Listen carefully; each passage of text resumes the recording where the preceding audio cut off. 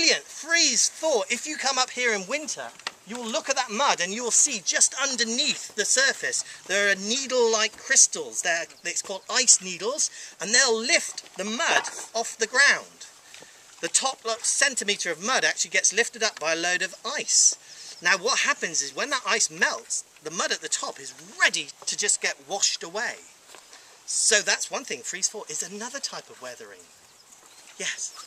Could you have biological weathering? Biological weathering. You can, yes. Animals digging holes and things like that. Yeah, that's a good one. Go. Chemical weathering. God, you're brilliant. Yes, you can get acids that come along and dissolve certain chemicals in the soil. Yeah. Physical. And physical. Now that can include things like just the raindrop hitting the ground, causing all the little particles of soil to blow apart.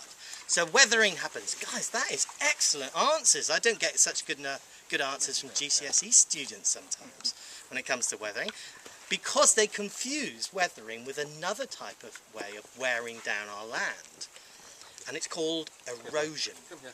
Okay, and that's what happens next. The weathering has opened up the soil and made it all light and fluffy and easy to erode, and the erosion happens, and it's that stuff there that spaniel is in.